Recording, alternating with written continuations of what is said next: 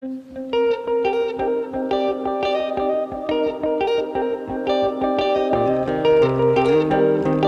in the Attorney Career Advice podcast with Harrison Barnes. So we make them seem very desirable. And in the law firm, the attorneys seem so desirable that firms want to hire them, even many times when they don't have the kind of work the attorney does, as illustrated by what happened with the real estate attorney. And good morning or afternoon, depending where you are.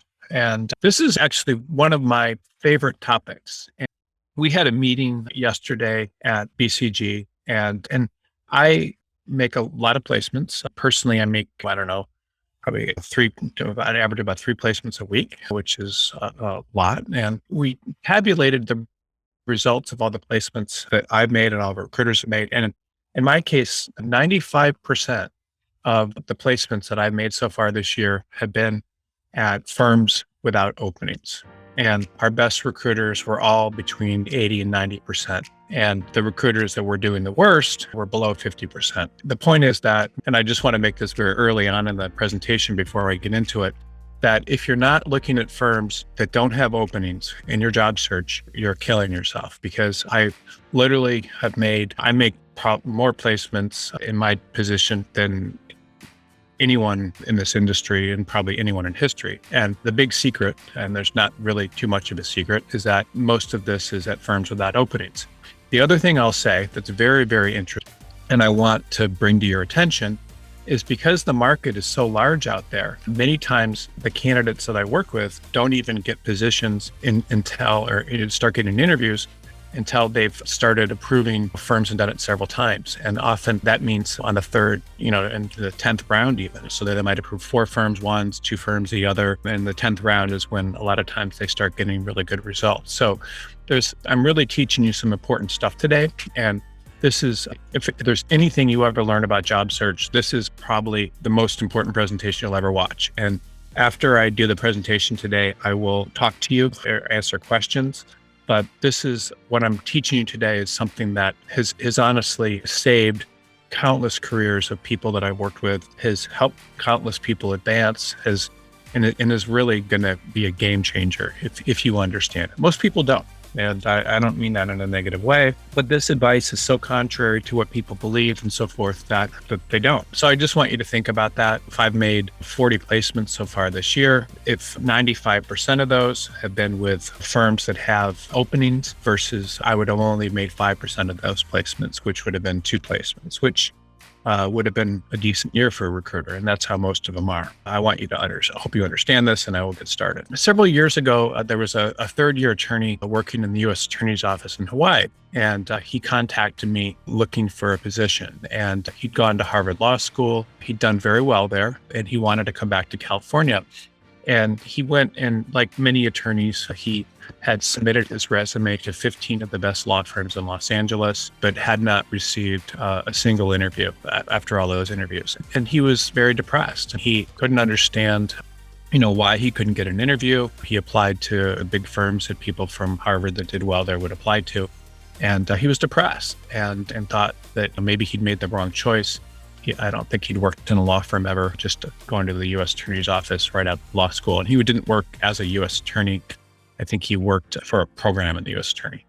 And he said, I thought it was smarter for me to apply to firms on my own. And he just believed that he understood things and didn't need a recruiter and he could do everything on his own. And so I got involved with the search. And within 2 weeks, he had interviews at 10 of those 15 firms that he'd applied to. And it might even have been a few more. He got interviews in almost every one of them. I'm just saying 10 out of 15, but almost every single one. And he couldn't believe it. And then firms were so interested that some of them, I was playing phone tag with them. And one of them I played phone tag with, 6 or 7 times to schedule the interviews. And he also got several offers. And then he wrote me, which I should have saved, and I don't know why I didn't. I don't know. But he wrote me a long thank you letter and told me how grateful he was, and long kind of 2-page, and said I should post it online, and I never did. And I unfortunately didn't save it, but he said how grateful his family was for all the work I'd done. And so you ask yourself, what did I do that made all this happen? If he applied to the exact same firms, why was I able to get him an interview? And what did I do that he couldn't do himself? Because honestly, there's nothing magical about what I do. I understand something, but there's nothing magical. And why was I able to get him interviews at firms he couldn't get in his own? And that's what I'm going to talk to you about in this presentation today. And I'm going to tell you what I did that got him so many offers. And really what it comes down to is understanding how the game works. And everything's a game. Getting a job's a game. Your career's a game. Everything's a game. And what I did is I made him seem desirable. And I made him seem desirable now, and like he was desirable in the past. But I'm going to talk about it more in this presentation.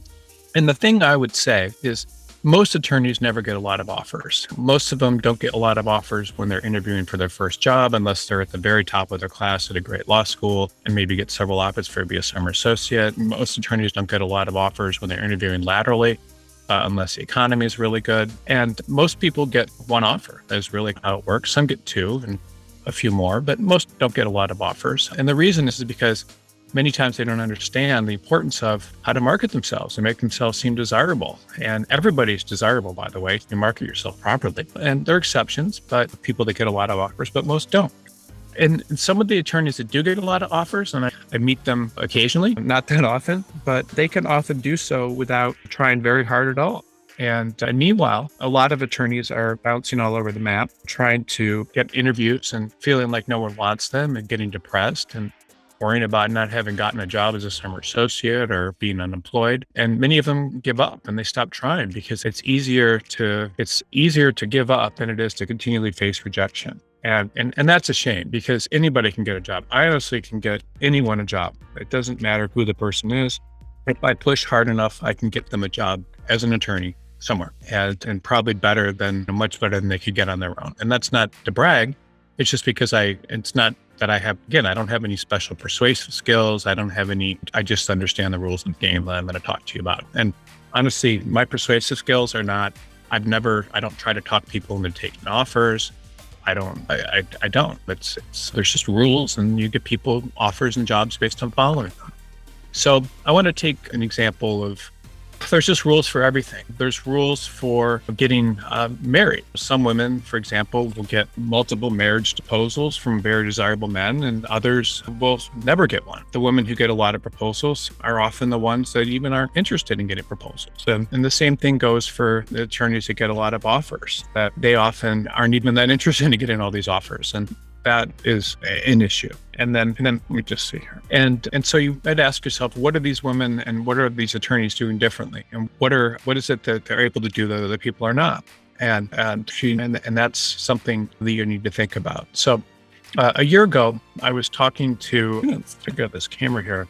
But sorry, a year ago, I was talking to a hiring partner of a large firm, and he said to me, what is the most in-demand practice area? What do you have that no one else is going to be able to find me? And the answer was very easy. I told them real estate. I said that real estate is very strong and no one can get real estate attorneys. And I said, I have a very good real estate attorney a few buildings over from you. And I said, if you want, I'm sure he would be interested in speaking with you. The attorney brightened up and asked me to send the person right over. And he said, we need one right away. We're dying over here.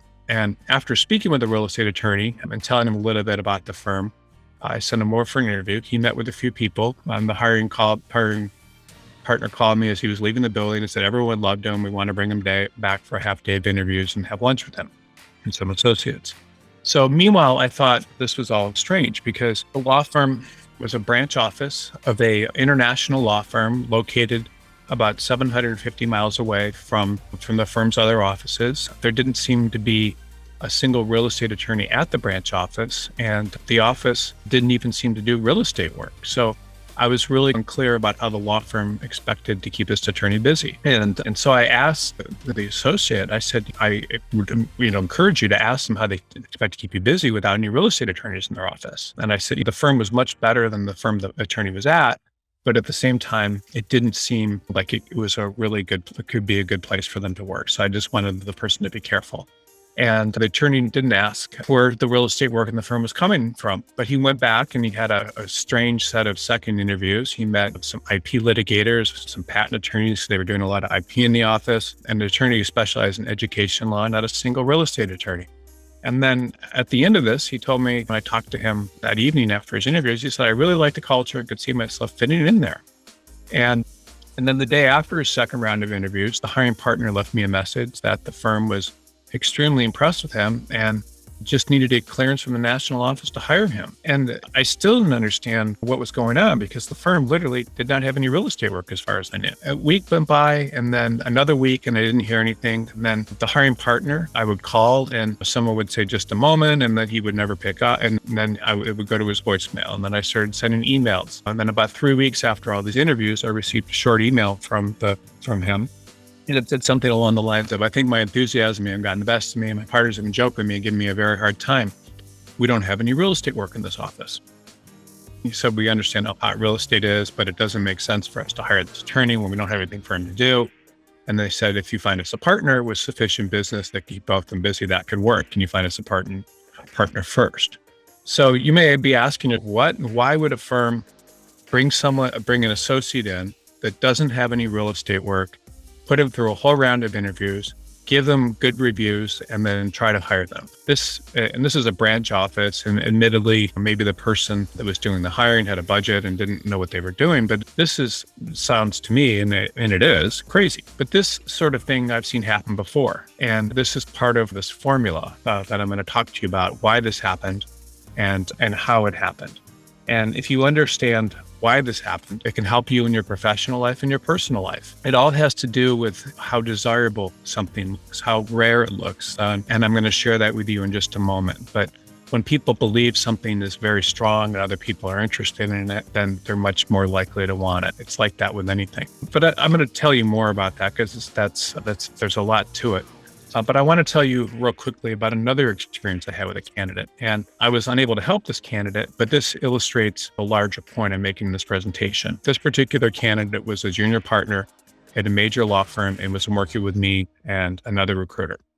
And the other recruiter was with the junior partner engaging in a scam related to the junior partner's book of business. And this scam has been going on forever. Since I saw this scam happening when I was practicing law with partners who were hired in firms I was in. But this is how the scam works. And most large law firms fall victim to the scam. Actually, I say once every 5 to 10 years, but it's probably even less than that, maybe once every couple of years. And there law firms all over the country are taken by that scam. And so what happens when a law firm makes a junior non-equity partner, this is how all law firms work. They will typically, many times, the majority of the time, the non-equity partner will not have very much business, if any. And so this is with large law firms especially. So they're giving the person the partner title in the hopes that they can use that and go out and start generating business and then be self-sufficient. And then the law firm will make even more money from them than they were making as an associate with the business the person brings in. So that's the hope. And they want the person to become a partner so that they call them a partner so they can give them something to look forward to and advance people, and then so they can use that title to attract clients and so forth. But most attorneys that become non-equity partners never get the business they need to become equity partners. It just doesn't happen. And so if the law firm has sufficient business to keep them busy, they may keep them indefinitely. There are firms that have lots of non-equity partners that have a lot of work, even some major firms. Kirkland's one of them, where you can work there indefinitely without business. There's other firms like that too. But most of the time, at most major firms, what happens is if you don't get enough business within a couple of years, then the law firm is going to stop sharing work with you. They're basically going to be pushing you out. And that's pretty much what happens to junior partners all over the country at firms. They make partner, but then they get a couple of years to get business. They're unable to make that transition. And then the law firm starts asking them to kind of go your own way. And so they either go in-house or they go to smaller firms and they do those sorts of things. But that's how it typically works. And like many junior partners in this guy's shoes, he soon learned that he only had these options. He could go in-house because he didn't have any business. He could get business, or he could find a law firm that didn't require him to have business. And this is what happens to attorneys all over the country. It's happening probably, if you're in a large law firm, it's probably happening to several attorneys right now that you work with and know. But this junior partner, like many others, and many of them do this, went for a fourth option, which is unethical, not really an option at all, but is done all the time. As a matter of fact, I would estimate, and it's done by males and females alike, but what they do is they basically say they have a book of business and they shop that around to new firms. And they say, that they're interested in large firms and they start throwing around names of major firms and they think that they're going to be able to stay employed in a major firm and as a partner. And so basically my response to them is always, you're not going to be able to get into a major firm unless you have several $million in business. And then they always say something like, I'm probably going to be able to bring some of the firm's clients, meaning not their clients, but someone else's clients. If I do this, it's going to be several $1 million. Then I ask how sick. And then they don't always say so directly, but usually I learn that if something along the lines, it's going to be extremely difficult, but I can tell them I'm bringing these clients and see what happens. So I don't participate in this, but I certainly get taken in by it and have been taken in by it before. Most recruiters have. Actually, every recruiter has. And it's the oldest trick in the book. It's been going on for decades. And so what happens is the law firm, the attorney will typically get hired because despite representing their book of business falsely, the firm won't check it. When they get to the new firm and they'll negotiate the highest salary and money that they possibly can. When they get to the new firm, the attorney will explain that the clients aren't moving, but they're setting up meetings and so forth, and we'll get them to move so they can build up a book of business again. And then after about 18 months or so with no business, the firm will push the attorney out and the cycle will start again. And a lot of times it's interesting, but what happens is the attorney has a very hard time living with himself when they get to the new firm. They don't bring in the business. They often start abusing substances and stuff because they're freaked out and they stop showing up. It just weird stuff happens and it's not good. But this is what happens. And people are trying to save their career, and it's going on in every city. It's going on in most firms to some extent, and not most firms, but a lot of firms. Instead of my junior partner candidate, instead of him getting interviews at firms requiring $3 million books of business, I was able to get him interviews with smaller firms that didn't require business and had a need for his world-class training and skills, but he wasn't interested. And he told me that his other recruiter had been able to get him interviews at firms like Skadden, Sidley, and others. And from instinct and a long history of watching this he knew what was going on. He had another recruiter represent that he had an incredible amount of business and that firms all over Los Angeles were competing for him. And the recruiter was able to convince people of that. And ultimately, this candidate got a position in a major American law firm in LA.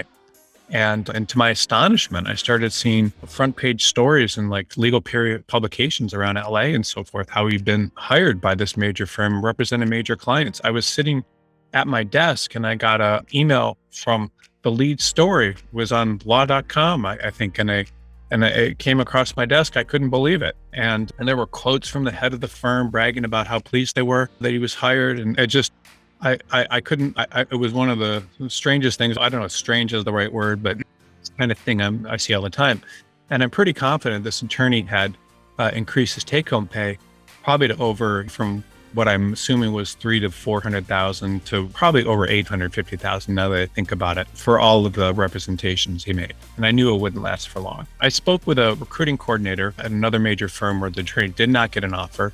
And I asked if she saw the news story and if her firm was interviewing him too, which I already knew, but didn't let her know. And because he told me, and that she said something like, man, the other recruiter had him thinking he walked on water.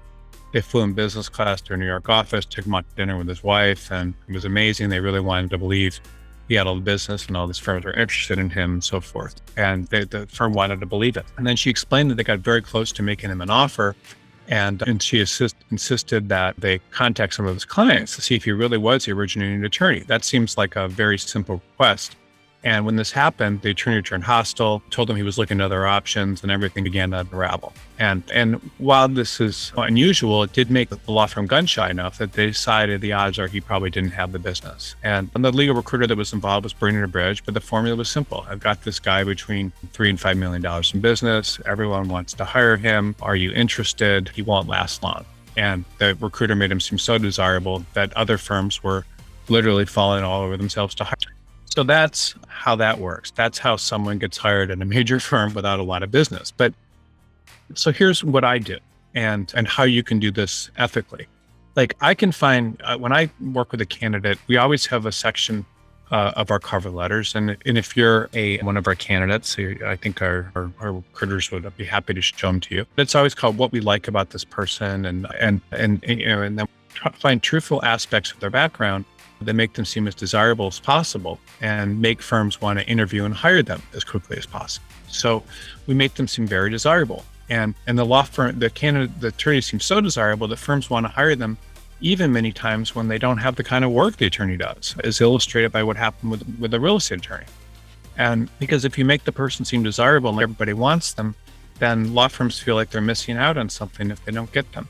So here's another quick example. Several years ago, I was working with an insurance coverage attorney in Los Angeles, and she was very senior. I think she had about 10 years of experience, and that's not very senior, but it's a senior for an associate. And there weren't really any jobs, but I was able to arrange a few informational interviews for her with insurance coverage partners around the country, just informational, meaning like she wanted to talk to them about their practice. And the conversations were generally limited to something where the law firm would say, we don't have anything for you right now, but if we do, we'll contact you. And one afternoon I was sitting in my office and I got a call from the recruiting director of a pretty big law firm in LA. And she was calling and just flat on the phone. And she called to say, we're passing on the person, which just means we're not going to hire them. And I don't know, I was in a certain type of mood that day. And I said, that's insane, or that's crazy. You can't pass on her.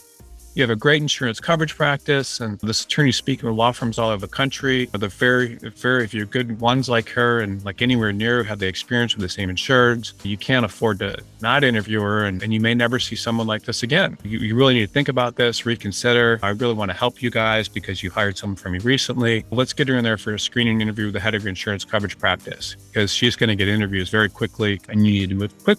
And then so the person perked up and was, I didn't realize she had all this interest, blah, blah, blah.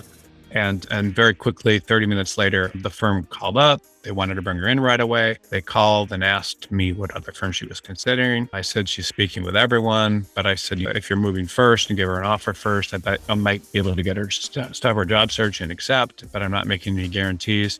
And I created a buzz with this firm, and it was about her. And this firm actually did have work, so I was helping her.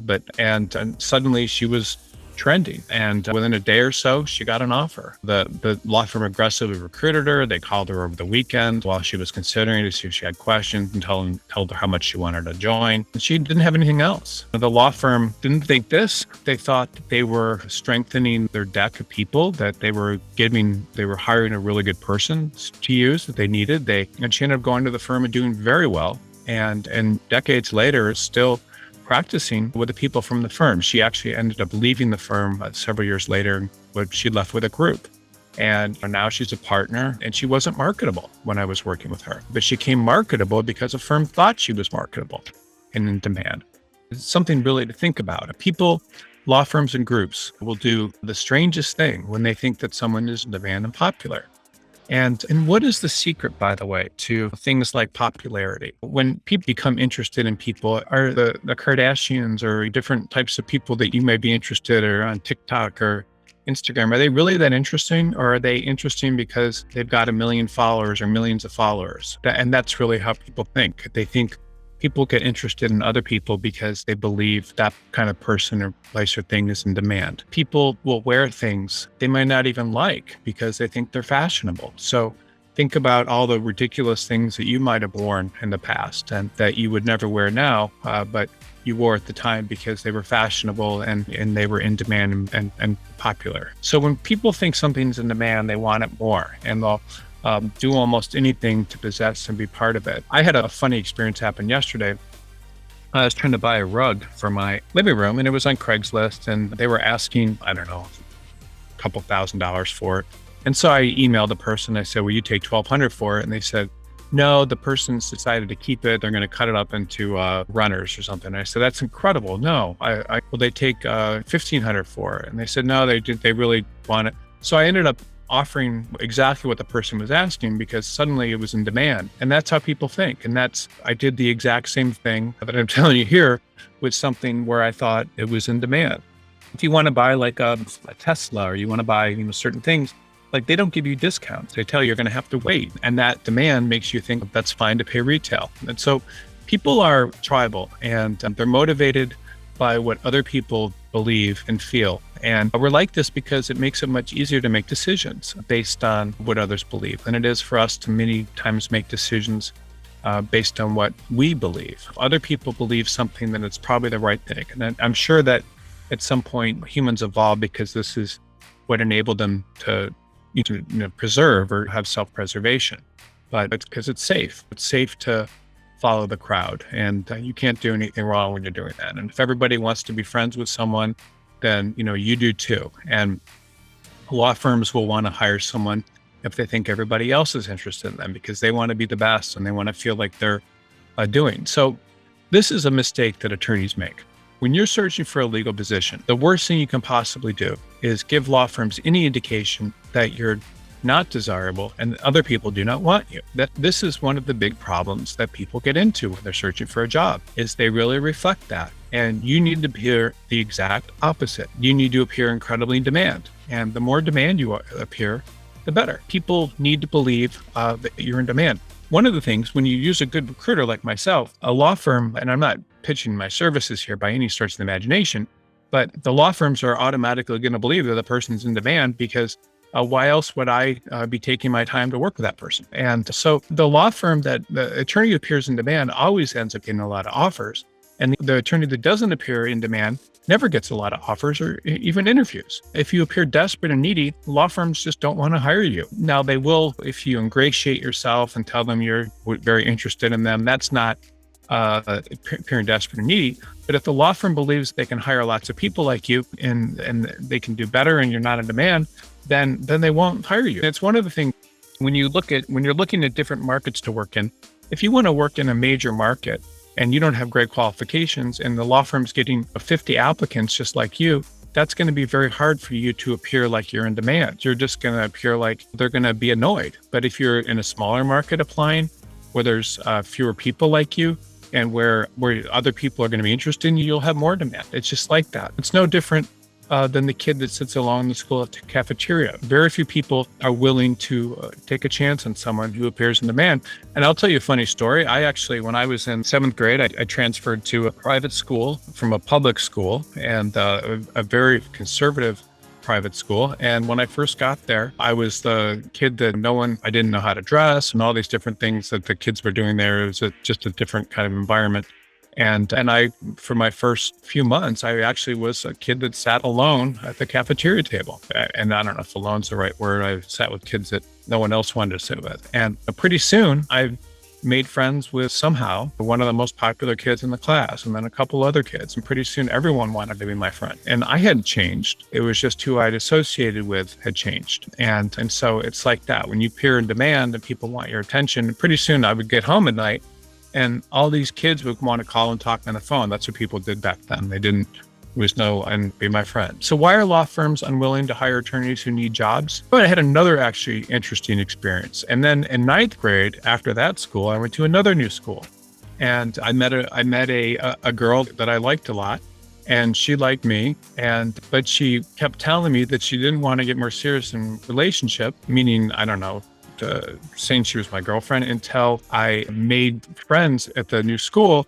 And she kind of saw where I landed socially, which I thought was very funny. So she didn't want to take a risk on that either. So think about that. People, if someone appears in demand, they want to make sure that they're protecting their brand and all sorts of things. So law firms, really, if you look like you need a job, law firms are going to believe that you're weak. But if you appear desirable, then they're going to believe that you're strong, and that bringing you in is going to strengthen their group and not weaken it. They don't want to weaken their group. They want to make their group strong, and they want to strengthen it to make it look better to outsiders. If you don't appear desirable, then the group is going to be weakened. And because that attorney is going to weaken the group and make it look weaker to outsiders. People, the last thing in the world, I had an experience not too long ago. I had a firm in the Midwest hire an attorney for me. And they were not in a big Midwestern market, but not that small. And I would say a smaller Midwestern market. And anyway, they were so excited to get the person. They were so happy. They interviewed the person, they liked them. And then after they hired them, someone from the previous firm said, "Oh, you don't want that person. We didn't like them. They're no good." And that firm was competitive with this other firm. To my astonishment, and actually not astonishment, because I shouldn't have been astonished, the firm, and this is not normal behavior, by the way, this is not how things work most places, but the firm said the firm didn't want to be seen as a weaker firm or a bad firm by this other firm. And so they immediately fired my candidate and I had to refund my fee, which was fine, but they were very negative on the person because they realized that this other firm didn't want them. So they thought they were really getting a good thing. And so even though I don't know what the person had done at their other firm, but the person wasn't perceived as highly valuable anymore. So they let them go. And that's a shame. That's one of the reasons people like being in bigger cities, because many times they can make mistakes and be anonymous. But in that market, that didn't work that way. So this phenomenon is not limited to job offers. This is an older, based on a little older article, but not too long ago, I saw people start drinking green juice, and everybody was drinking green juice. And even though the green juice they were drinking is mainly apple juice, which is frankly not that good for you. It's basically having a Toblerone chocolate. But everyone started drinking green juice, and everyone thought it was a very popular thing to do. Everybody wanted to be seen with green juice. And when it started, the whole phenomenon, which was, I don't know, a decade ago, people were drinking green juice and they wanted to be seen with it. And it was only niche manufacturers who were making it, local people. And they wanted to be seen drinking green juice. Even people that smoked were drinking green juice. Golf is popular. Certain places, plastic surgery is popular. I went into one of my daughter's schools, which is in Calabasas, California. And I hadn't been there in several months, and I saw these moms, and suddenly they all had very big lips and they got lip injections. I'm not seeing anything wrong with that. I'm not judging it. That was a very popular thing to do in Calabasas. I don't know why it's popular in Calabasas, California, at least in that social circle.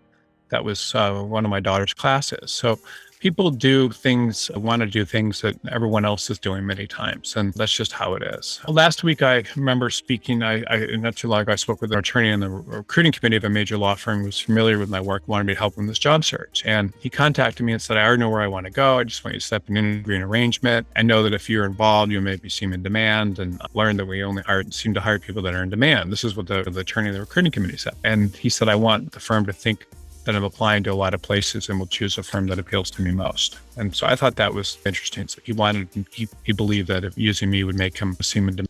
So the attorney from the U.S. Attorney's Office I mentioned earlier didn't get a single interview when he applied on his own, because despite his credentials, the law firms only saw his weakness, which at the time was he didn't have any law firm experience. He was in Hawaii. He didn't have the California bar.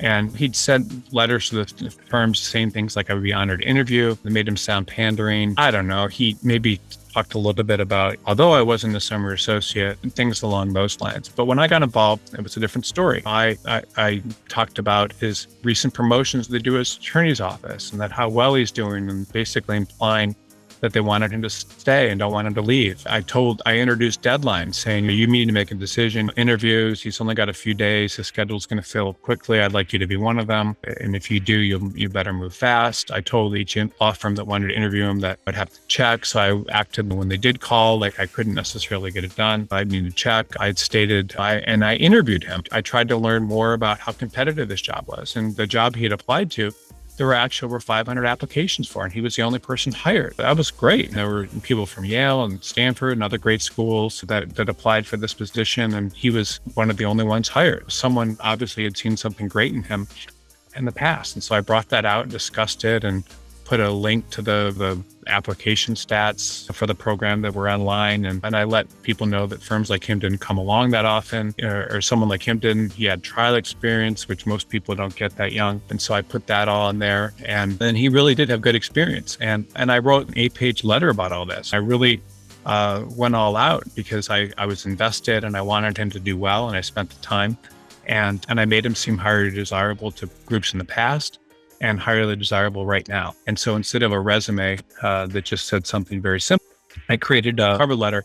I created a document for him that attested to his greatness and so forth. Now, this isn't necessarily something you can always do yourself. I'll tell you a little bit about that in the future.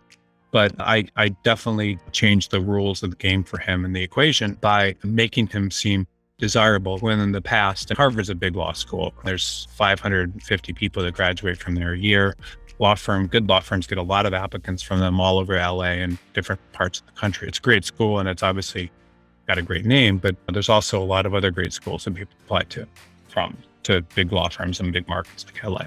So here's some keys to getting a job to getting offers. And I'm sure people have questions about this today. So I will talk more about it. But one of the reasons that it's important to have gone to a good law school many times is that, and have had good jobs, it shows that other highly competitive groups to get into have wanted you in the past. So let's face it, if you go to a really good law school or a really good college and stuff, and that shows you're able to gain acceptance into the most competitive groups, and that's good. So people like that. People like people that have to meet a high bar to get acceptance by groups. That makes the group stronger.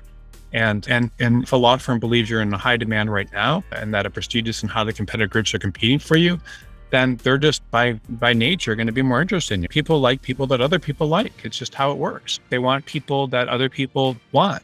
And this is the secret to getting anyone interested in you. They must believe that others are in demand and other people want you. That's just what you have to do. This is what the secret of popular people, many times, it's the secret of people that become successful in any profession. It's the secret of attorneys that are able to get a lot of business. If you seem like you're in demand and the law firm won't be able to find someone else like you that easily, they're going to bite and they're going to be eager to bring you in and hire you. That's just how it works. You have to look in demand. And if a law firm believes you're in demand, they're often going to try to hire you without even having a logical reason to do it, just like the real estate firm. The firm that was trying to hire my real estate attorney. They didn't even have a real estate practice, but they tried to hire him because they believed that they needed one. It's just nuts. It's like when people buy things that they don't need. People do that all the time. They want something. If a law firm believes a partner has millions of business and is being courted by every firm in the city, they're going to hire that person. And that is crazy. They were trying to they're so desperate, they don't even ask the question of whether or not the person has a right amount of business they represent. So ultimately, for you to get an offer from multiple firms to do that, you need to come across as very in demand and someone who's looked like they're always in demand. You need to look like your level of success everywhere you've gone has been such that no one ever wants to see you go, that you provide way more value than you possibly take. And you have all these marketable characteristics and things that are so great about you that people need to move fast. And that really is the secret. And I'm sure you guys are going to have a lot of questions about examples of this, and I will answer them. But yesterday, it was funny. I was in an appliance store. This actually wasn't yesterday, but when this was written, I was in an appliance store looking for an oven. And at the time, I had a 25-year-old refrigerator that I wanted to replace sooner than later because ugly, outdated, energy inefficient. And while I was in the store, I asked about a new one I saw on the floor. And over the next 45 minutes or so, I was able to negotiate $10,000 for a $18,000 fridge. And I was told it was never discounted and that they only sell these floor models every 4 years when new models come in, and they never discount this sort of floor model so much and so forth. And keep in mind, I'm just looking around, and if I didn't purchase it today, someone else would. So I found myself starting to sweat, and I didn't want to spend that much money, but it made no sense because honestly, I was there looking for an oven, not a refrigerator, but I wanted a good brand. I wanted a newer one, and I wanted something before someone else would. And I wanted something that was desirable. So finally, I said, fine. They started printing up the sales contract, and then I stopped and I said, what if it doesn't fit? And they said, then we'll give you a store credit. And I said, well, then I'll lose my negotiation leverage. And I thought about this, and I had the people follow me to the house to measure my wall before I spent $10,000. And sure enough, it didn't fit. And I've been sold based on other people wanting something, and that was something that others wanted now. And who knows? But I was buying something that didn't even fit. So the idea is you need to have a brand that appears desirable and in demand. And that's really the key to getting offers. And you can do that no matter who you are. And it works every time. Thank you, everyone. I appreciate it. And you can certainly contact me at h.barnes@BCG Attorney Search. Again, that's h.barnes@BCG Attorney Search. And appreciate everyone being here today. Thank you. That's all the time we have for this edition of the show. If you are an attorney looking for a change, head on to bcgsearch.com.